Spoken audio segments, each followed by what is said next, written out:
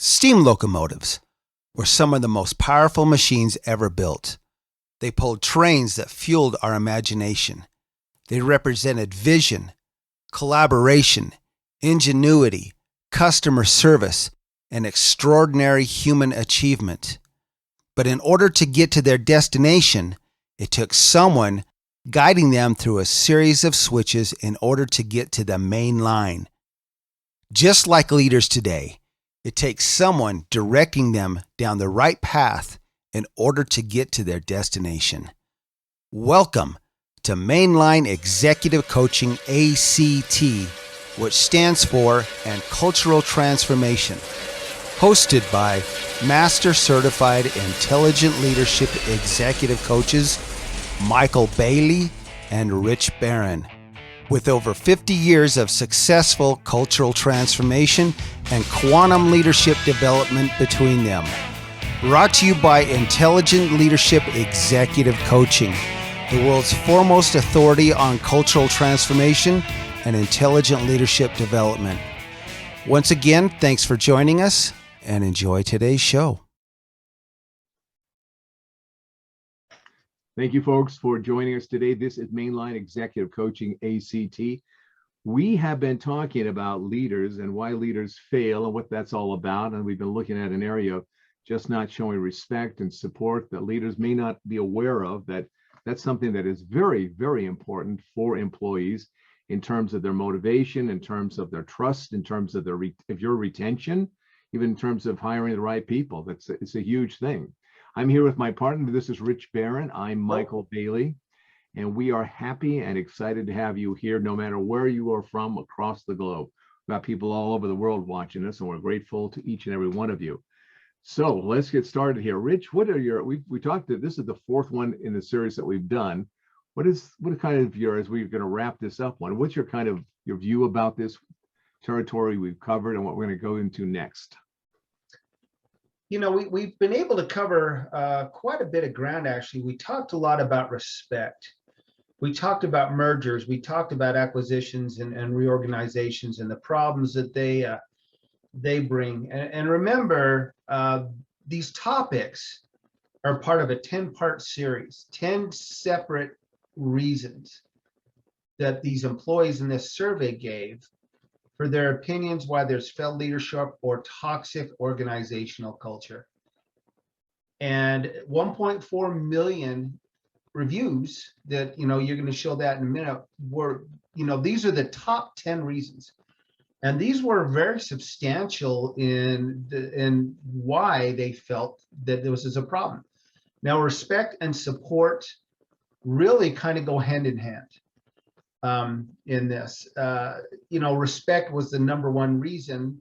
Then we jumped, kind of further down the list to reorgs and M&As. But this is support really comes in second place, right behind respect, lack of support, and lack of feeling valued, appreciated, connected. All those things that come with the respect and the support that employees truly need. And there is some really good reasons for doing this. And on the flip side, there's some really bad consequences for the organization for failing to do this, especially in today's business world. Absolutely. Absolutely. Well said. Let's get going here. Let's get this PowerPoint up and let's get it moving. All righty. All right. Let's see. They cannot see my screen yet. You can't see my screen, is that right? Yeah, I can see it. Okay, let's start the slideshow here right from the beginning. All right. Is it displaying properly? Apparently, the last few times it's like you've been seeing backstage, folks.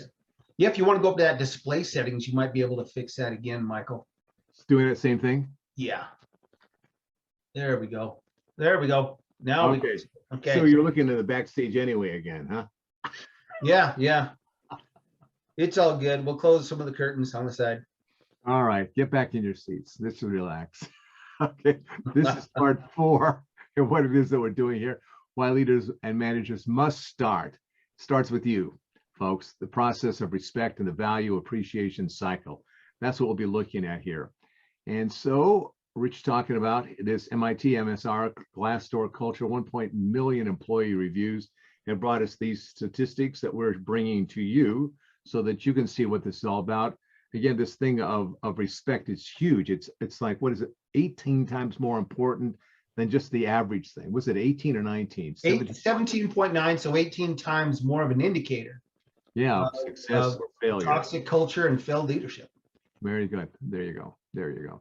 And so it's what we want to do here is that there's this common sense character and skills approach. What you see here is that it is a common sense approach in how you deal with your employees, with your team. But it also takes development of your character as a leader. So it's common sense, and yet now in the role of a leader, it takes character, and it also takes those leadership skills that are so critical. So you just don't go there. There's a certain amount of training and awareness and practice that's really involved with that. So just because you've arrived as a leader or in a position of leadership doesn't mean that you've arrived. No, it does not mean you've arrived. That's right. It's when you take a look at that, okay, now that you got that seat there and that name on the door and all that stuff, it's just the beginning. And this is a journey that's just started. Even if you have held other leadership positions previously, this is an ongoing thing. So long as you want to be a leader, this is something that never ends. You never do arrive. What are your thoughts about that? It is this ongoing, as Covey talks about, sharpening the sword of the saw. Kind of a thing. What's your thoughts on that? Well, it's continued education. The business world consistently changes. And we have to understand how that impacts us, how it impacts our organization. And this journey that starts and continues on isn't just for ourselves.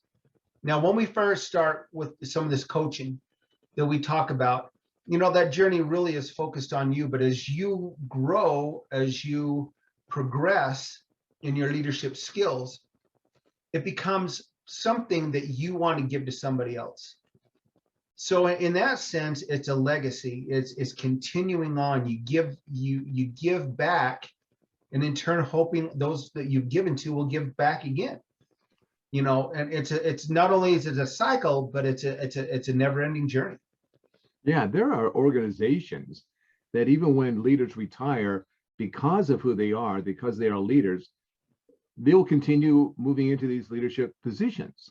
They'll belong to SCORE is one of those for businesses. You've been in business and there's businesses that are starting up or in trouble. You can go to SCORE and there are leaders there that will work with you, that will help you, whether it's putting together a business plan or, whatever it may be, because they've been there, they can give you that kind of mentoring. There's also, like, you may get on board of directors. Yeah. You're retired, but you may sit on 2 or 3 board of directors simply because you like that role of being able to guide and direct an organization. So it's something that never really does end. To get your best, next one here, you must practice the best. That idea of practice is a huge one, and it gets you out of perfectionism. It gets you out of a lot of nonsense. It's the idea that every day you show up, you're practicing, you're engaged in that practice of being a leader. Like a doctor has a practice, yes. A lawyer has a practice. Well, leaders, you're in the practice. Yes. You've got this practice of being a leader. Any other thoughts? They say there's the difference between the pros and the amateurs are the ones who put the time into it. That's the only difference. The ones who truly put the time into it, that makes all the difference. And that means sitting down, practicing your skills, honing your skills, reading, studying, putting those skills to work to see what works best for you. And the way to do that, honestly, is to find out where your skills lie to begin with. So you're really focusing on those things you need to work on. Not, it's like the 80-20 rule, the Pareto analysis. 20% of your process creates 80% of your problems. So if you're just picking something out of the air, Michael, to work on, it may not be that thing that's going to give you the best bang for your buck. Yeah, leverage. And so that's one of the things that we do. This kind of goes back to, just because you've arrived doesn't mean you've arrived. Just because you've arrived as a manager doesn't mean you've arrived as a leader. Not yet. Executive coaching comes in and we assume you know how to do your job. We're not coming in to solve a problem per se in your organization. Right. We are focused on the leadership part of this, which is really a horizontal characteristic. It goes across any company you work with. That leadership skills are transferable no matter what. But, again, we help you find out what you need to practice on to begin with, where your strengths are, where your gaps are. That's so important about the practice part, is not just practicing to practice. Right. Focus on that practice. And the specific thing, and also coming in, and as you're saying, well said, just not doing whatever stuff. It really is based upon taking surveys to find out where are you in these essential traits of leadership, skills of leadership, and also how you are doing as in terms of your own maturity. Yeah. You may be very gifted in something, particular set of talents, and yet you aren't particularly mature in how you manage yourself in the use of these. And that immaturity, because you haven't learned how to get at that place, will actually work against you. And you go, well, geez, I thought, and it's blowing up on you. You're derailing your own leadership in your team. So that's what coaches do. They start helping you to hone in, specify it. Let's take a look at this particular thing. Let's start working that through. And it's one of those things that you really can't do it yourself. No, that's the fact. You don't have the ability to be objective about it. So best to get the best from your team, from your life, from each individual, you must practice being your own best in your own way as well. So from you, your best practices, your best practicing will make a difference. Their best practices and best practicing, it goes to your team, and then it will come back to you. Yes, that circle we talked about. That it not only is a circle, but it's that never-ending journey. It will come back to you. Yeah. And so here's the real deal here. Well, I'm not getting the teamwork out of, that I want. I'm not getting the cooperation. They're not communicating. Da, da, da, da, da, da, da. Well, here's the deal that you want to take a look at. That really is the morale. That's all right. Well, we know what it means. Moral. Yeah. Where's your spell check when you need it? Yep. If you don't like what you're getting, changes start with you. That's the point. It's you, the leader, that needs to start with this and get a better spell checker. Might be the first move that you make. Yes. So we'll clean that up on the PDF that we got. So this is it. The point of leaders lead. Leaders, you're the one who takes charge of this. Let's just move into this next section right here. As the leader, you are the start of the integrity of your team. If there's a lack of integrity in your team, it starts with you. How about that? It does start with you. Your employees, and not only that, the integrity of your organization starts with you. It does. As you go, your organization, your people go. There you go. And you are the one who's the start of how it's done. You are showing how it's done. And if you're not performing at the level of how it is to be done, best practices in terms of how you produce results, how you serve others, if you're not at that level, and then of course how you lead it. If you're not showing how it's done, where do they go? Yes. There's an interesting statistic here also that's really interesting. Did you know that if you take a team of 10 people, that within that team there will be 1 to 2 people that have the aptitudes, the abilities to become great managers and leaders? Any team, statistically, any team will have 1 to 2 people in that team that have those aptitudes. Interestingly enough, those may not be the actual team leaders. No. It's kind of like the hidden leader, the hidden manager there. And so you take a look and see who's doing it. Who's the one that are really getting it done? Who knows how to get it done? Therein lies somebody who may have the potential to be that next leader. Yeah. The other one is this: they know things not how things are not done. So it's also this idea of here's how you get it done, but also they know how to put the guardrails up. Yes. This is what you don't do, which is an important thing because sometimes people go off on their own. And then how we value each other. You're the one who is the source, leaders out there, of how you value the people on your team, not just the team generally, but every single one. Because as you set the tone, because everybody has people they like more, people they don't like so much, and that kind of stuff.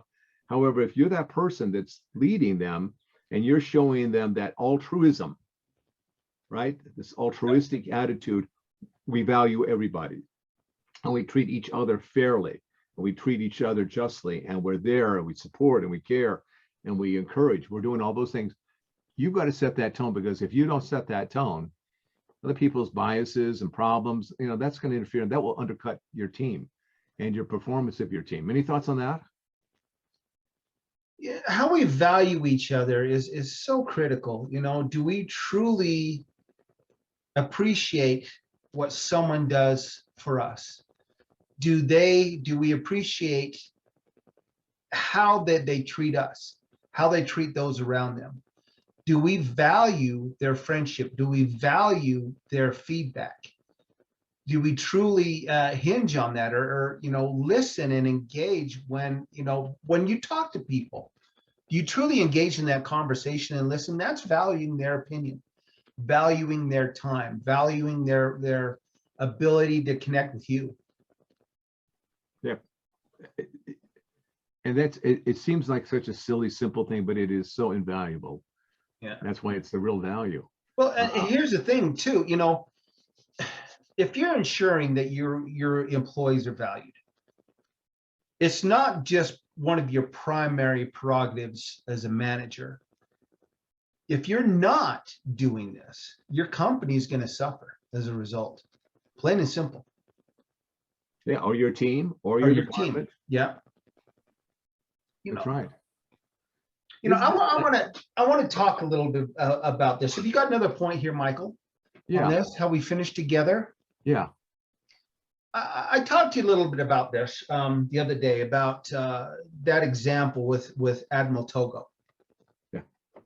And a lot of that, I think, really fits into this, in your integrity, how it's done, how things are not done, how we value each other, how we finish together. During the Japanese-Russo War of 1904-1905, up until that time in history, there had never been land battles that they had seen like this between Russia and Japan over Manchuria. Tens of thousands of soldiers on each side were killed in these battles, and really it came down to the end. The Navy the Japanese Navy being the ones that really needed to stop this, to sue for peace with the Russians. And during the Battle of the Tsushima Strait, the Japanese performed this brilliant maneuver that essentially ended the war. They sunk 34 out of 38 of the Russian ships. Now, when the admiral was asked, he said this was a decade-long, painstaking result of building the Navy up.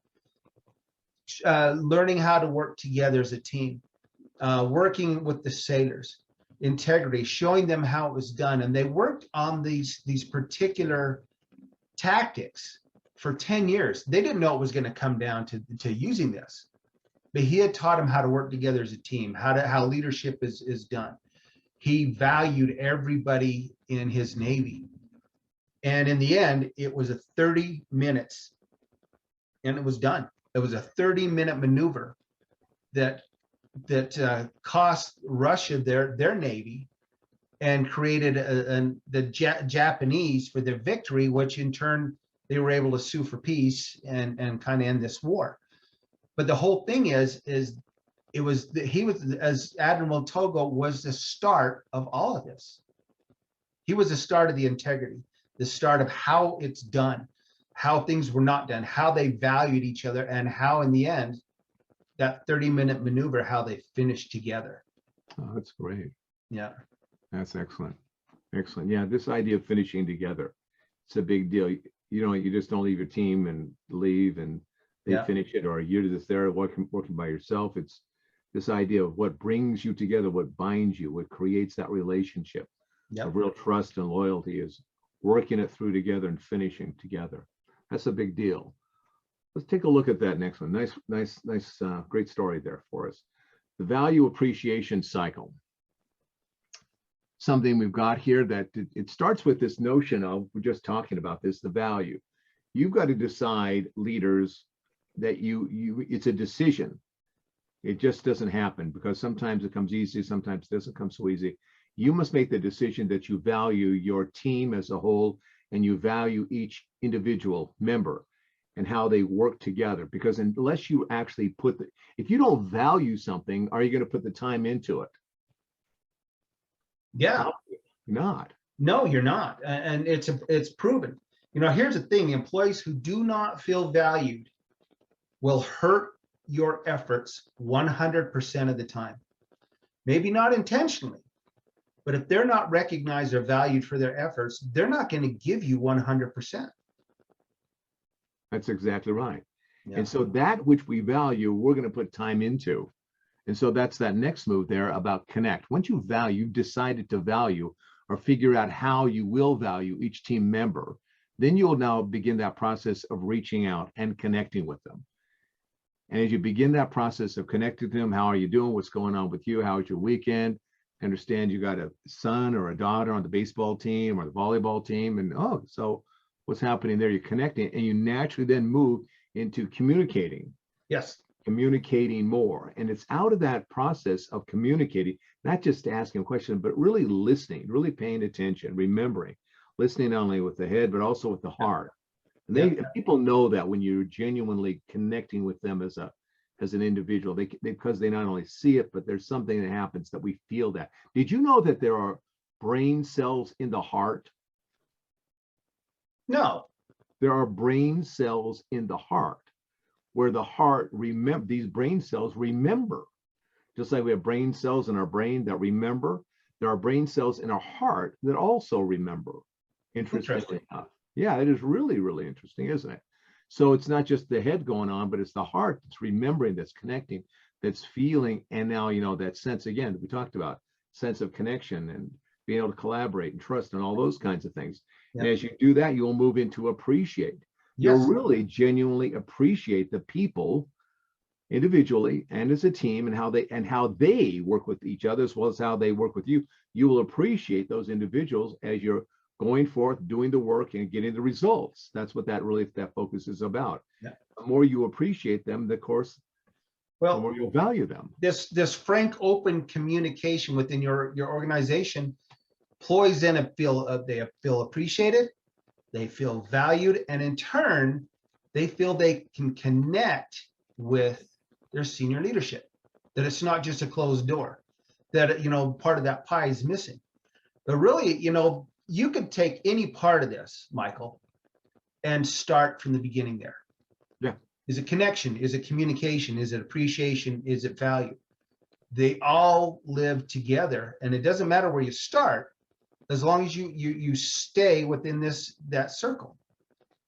Yeah, that's right. That's exactly right, because they will build on each other. That's why it's this value appreciation.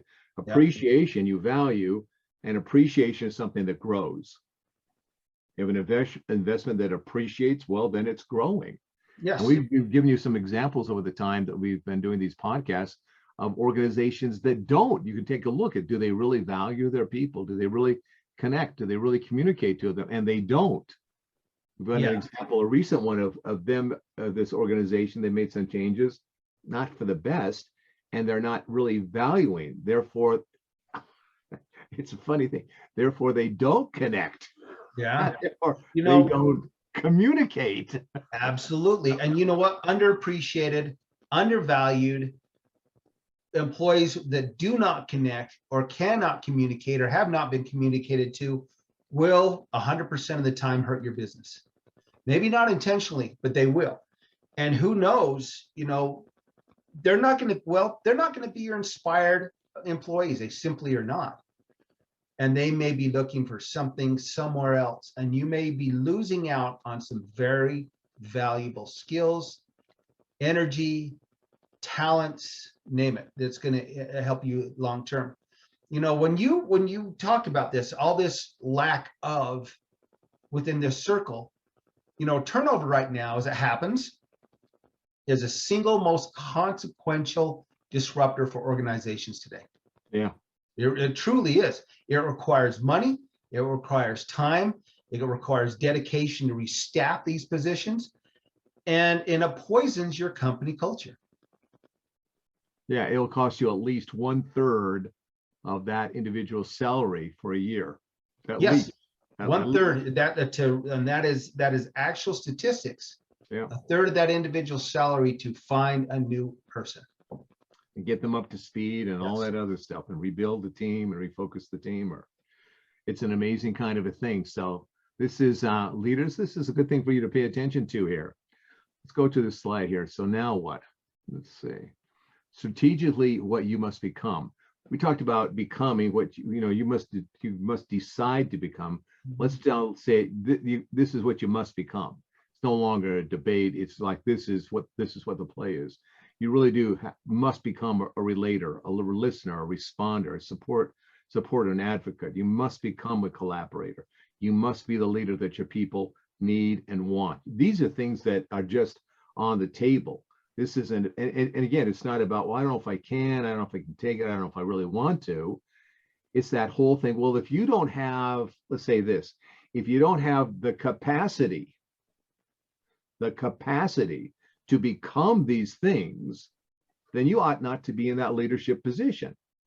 You may be one of the 8 on the team that really don't have the capacity, the talent, the natural attributes to become a leader. Therefore, you shouldn't become, because if you don't have the capacity, that is, that I can do it, then you're certainly not going to have the courage to say, well, then I will do it. You won't make the commitment to, I will become that. I'll put the time, the energy, the effort in to developing these things. I won't do it because I can't do it anyway. I'm just hoping I can get by with that whole imposter syndrome, or I'm the favorite little whatever, that silly stuff that can go on in a leader position. And so you won't put the time, the energy to become that. And therefore, there will be never a real sense of duty to your team.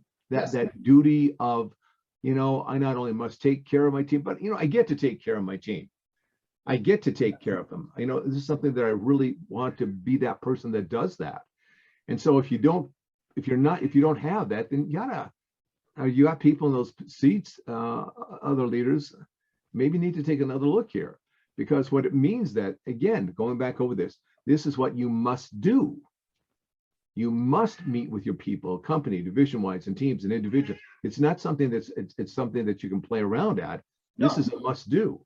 And then also keep everybody informed. And I'm going to give you a chance to go through these, Richard. You can pick them out. Engage every day. Yes. And don't defend it. Take it in.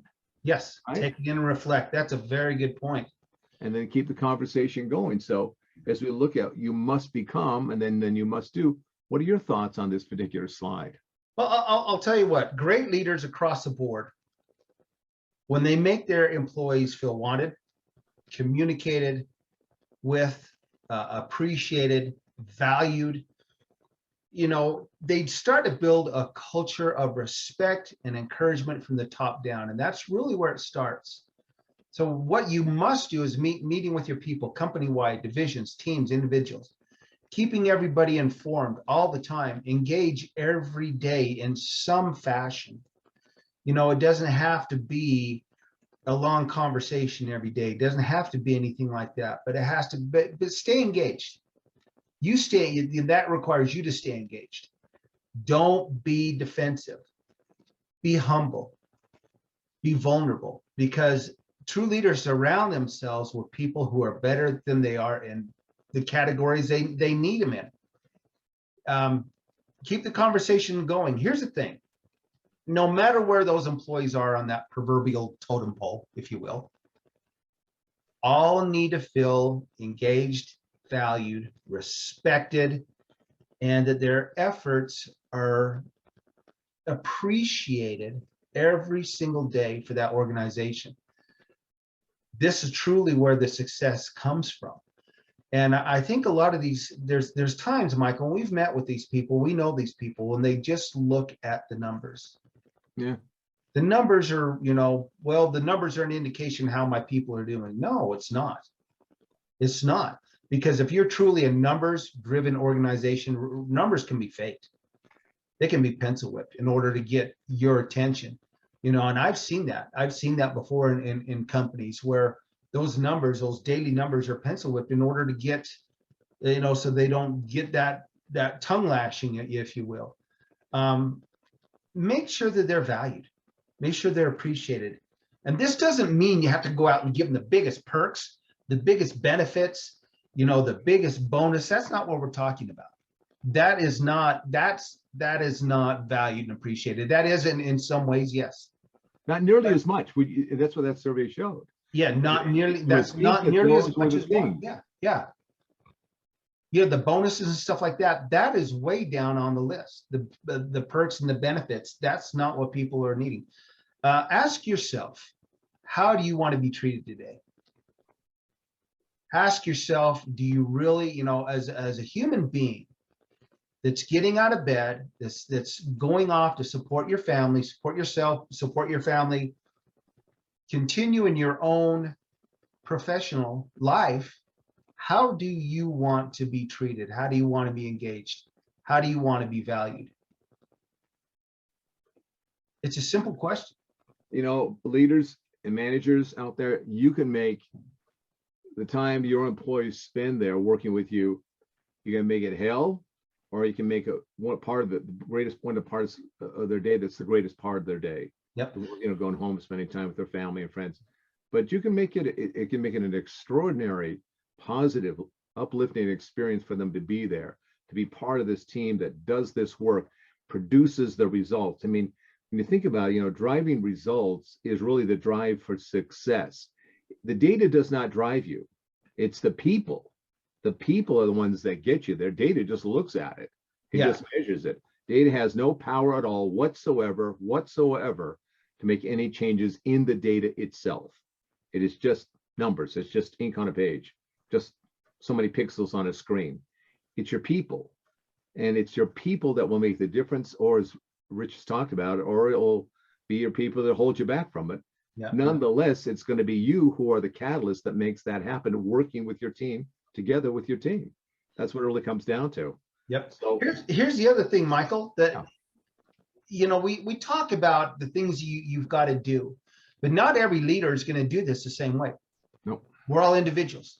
Not every leader is going to be able to communicate the same way. Not every leader is going to be able to drive for results the same way. Right. Not every leader is going to be a good recognizer of talent leadership, or they're not going to be focused on the perfectionist, or really looking at that data and making those decisions.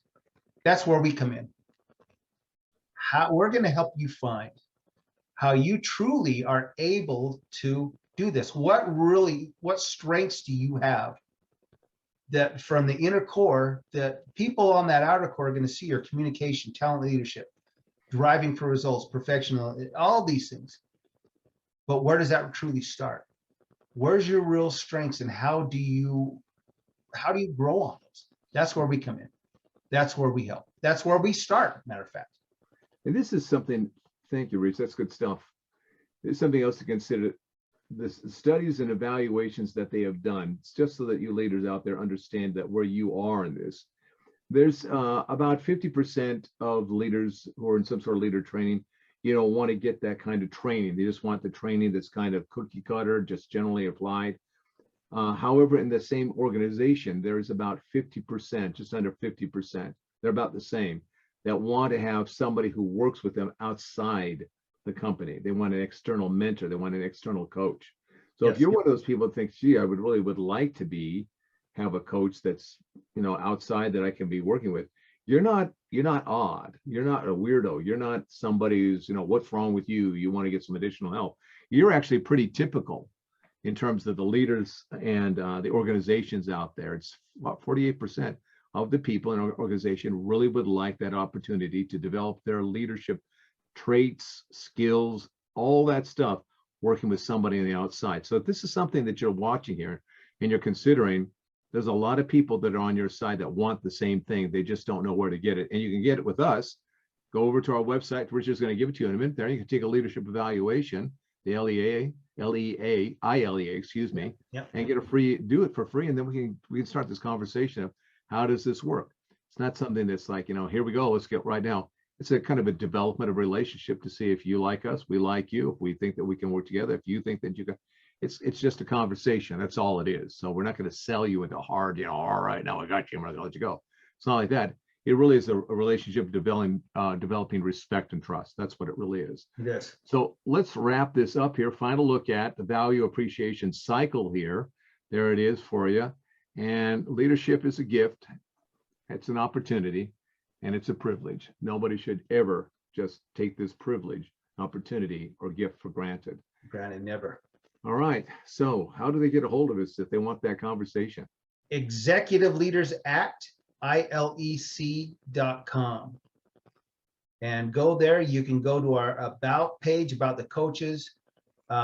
You can learn about each one of us. You can go down to the bottom of those pages and take that assessment. It's a free assessment and really is just there to design, to measure how you feel you are doing as a leader. There's no obligation. And if you do this, we're going to be able to sit down with you, free hour of coaching. Let's talk. It doesn't have to be, we can do it. If you live in a location near us, we can do that obviously in real time. Go to your office, do that. However, you live outside that, there's obviously Zoom we can do this on, or Skype, or any number of ways that we can do this virtually. And it can be still you might not think it can be powerful and effective, but it really can be very powerful. It can be very effective. Yeah, it really can be. And all right. Yeah, we can do this with anyone, anywhere across the globe. Absolutely. There you go. All your answers have been answered. All your questions have been answered, I guess. That'd be the same. All right. All the best, folks. Have a great weekend. Take care. See you again. All right. Bye for now. With all of the issues facing organizations today, leadership development and cultural transformation are needed more than ever. Go to our website, Executive Leaders Act, ILEC.com. Book some time with us. Let's sit down and talk and get you on the path to success.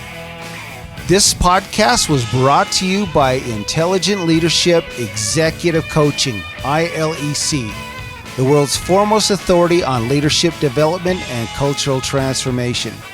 Once again, for Mainline Executive Coaching ACT, this is Rich Barron and Michael Bailey. Thank you for joining us, and take care.